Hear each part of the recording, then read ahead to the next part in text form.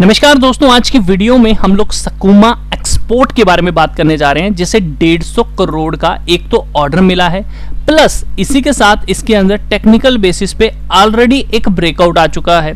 और ये technical breakout कह रहा है कि मुझे 80 रुपए प्लस जाना है, यानी कि आप ये कह लीजिए 150% का रिटर्न ये कंपनी देने के लिए तैयार है।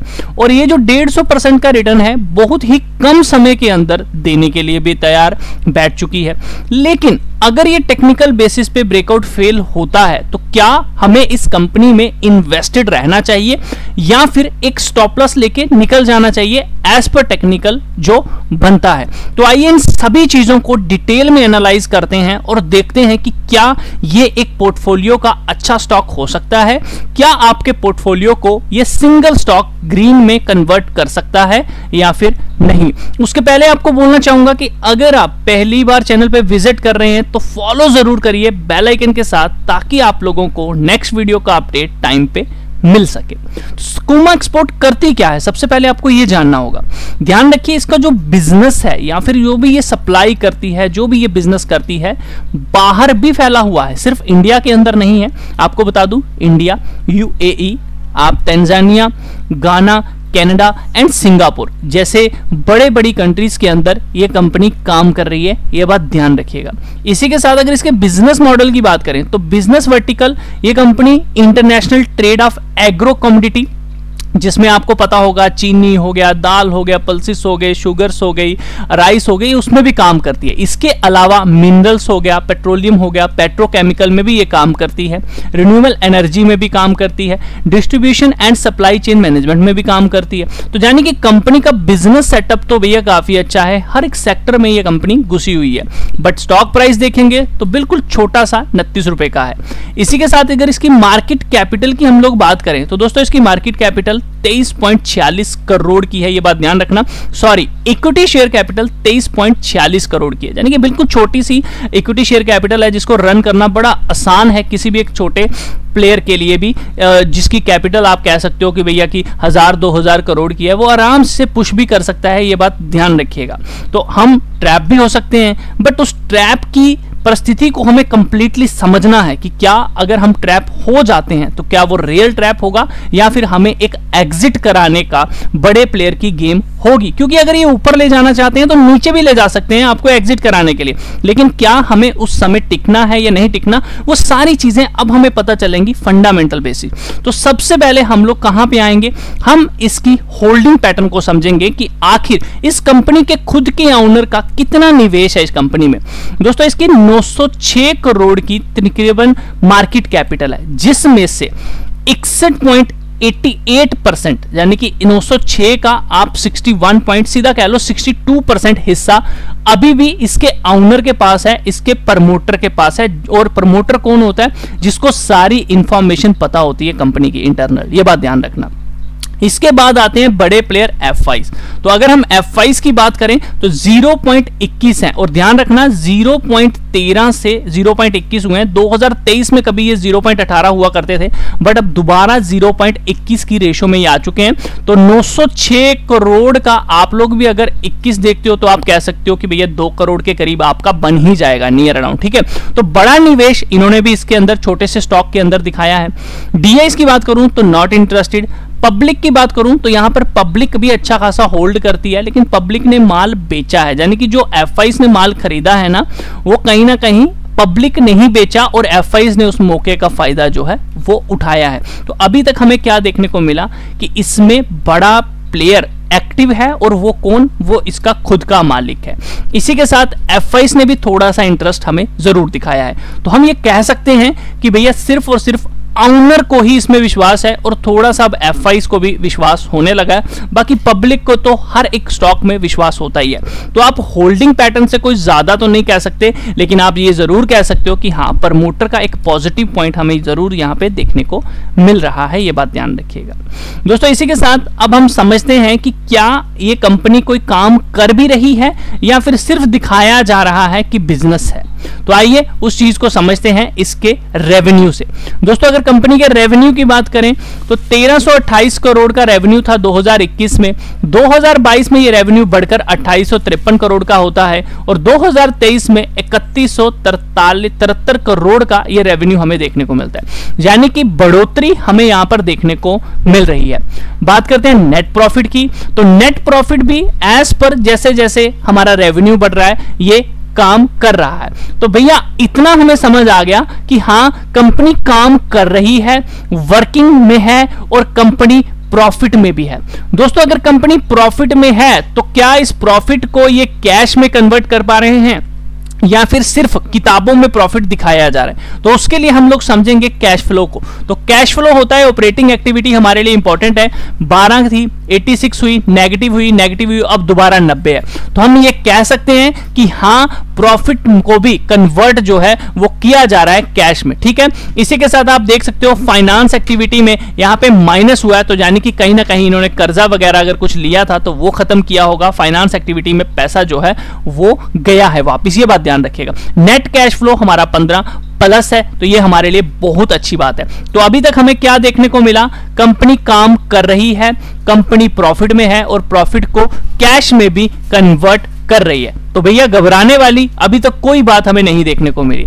अब हम चलते हैं कहां पर? कंपनी के कर्जे के ऊपर। तो दोस्तों अगर कंपनी के कर्जे की बात करें तो जैसा कि मैंने आपको पहले ही कहा कंपनी का कैश गया है, तो आप देख सकते हो 0.22 की रेशो थी 2022 में, जो कि इस बार 2023 में 0.4 किया है। तो कंपनी ने अपना कर्जा जो है वो खत्म किया है, यह बात ध्यान रखना, जो कि 2022 में लिया गया था। ध्यान रखना उसके पहले कर्जा नहीं था, 2022 में ही कर्जा लिया और 2023 में इन्होंने अपने कर्जे को खत्म भी कर दिया।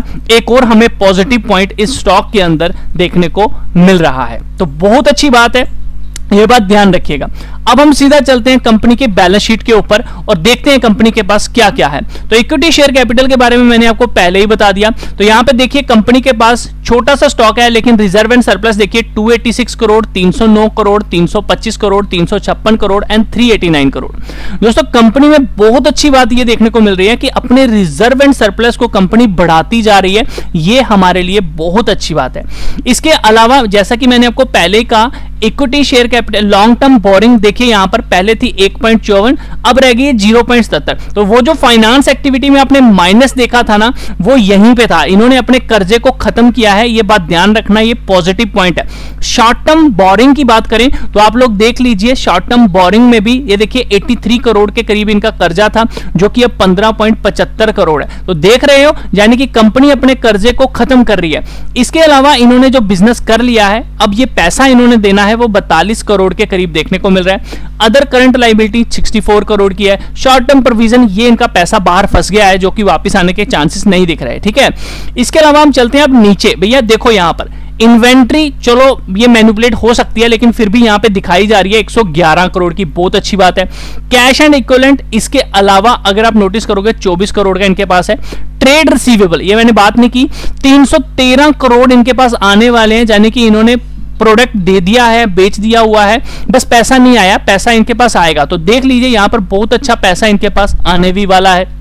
तो दोस्तों अभी तक जो हमने चीजें देखी, अभी तक जो चीजों को हमने समझा, तो आपको डिटेल में दोबारा मैं रिवाइज करवाना चाहूंगा।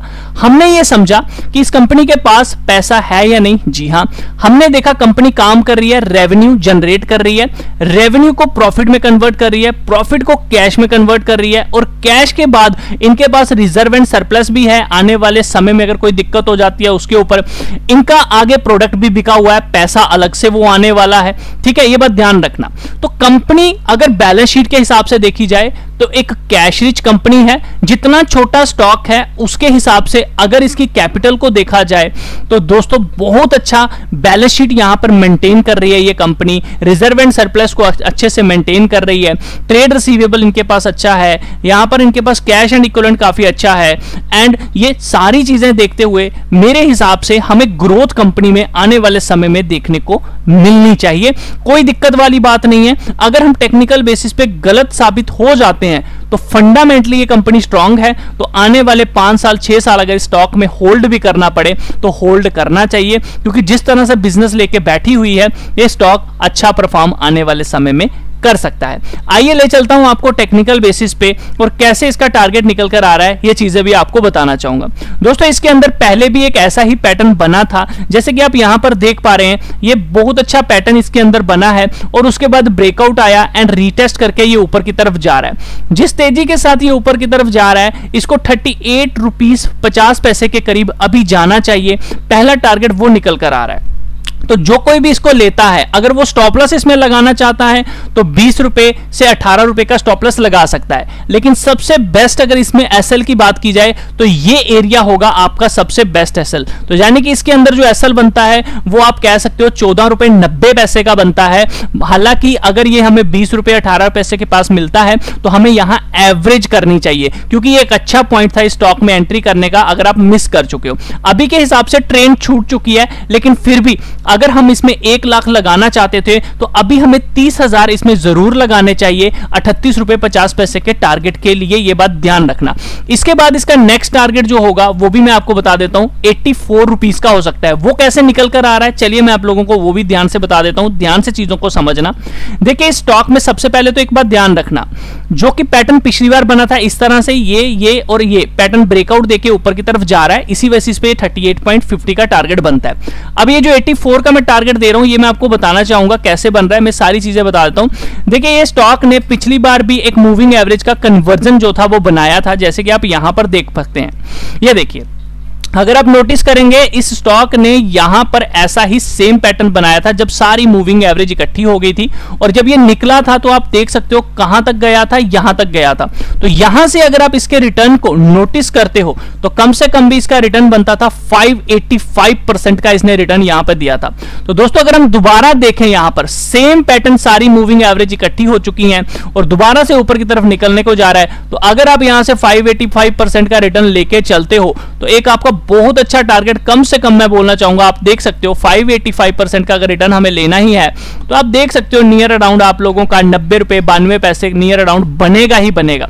यानी कि 100 प्लस जाने के स्टॉक में पूरी रणनीति जो है वो सांभी हुई है, ध्यान रखना। लेकिन ऐसा भी हो सकता है 38 रुपीस 50 पैसे से ये रिवर्स करके नीचे की तरफ भी आ जाए, इस बात को ध्यान में जरूर रखिएगा, ठीक है। तो कभी भी एक स्टॉक में पूरी कैपिटल को नहीं लगाना है। और ये जो टारगेट मैं आपको बोल रहा हूं 80 रुपए 90 पैसे, ये जरूरी नहीं है कि एकदम से टारगेट आ जाए, इसमें समय भी लग सकता है, 5 साल लग सकते हैं, क्योंकि जिस तरह से पैटर्न बना है इसका जो फास्ट टारगेट है वो 38 रुपीस 50 पैसे का है, लेकिन ऊपर के टारगेट में आने में समय लगेगा, यह बात ध्यान रखना। देखिए पिछली बार जब इसने ये टारगेट दिया था तो इसने कितना समय लिया था, तो ये हफ्ते की चार्ट्स हैं जो आपको दिखा रहा हूं, इसने 83 बार्स लिए थे, यह बात ध्यान रखना, 83 हफ्ते लिए थे।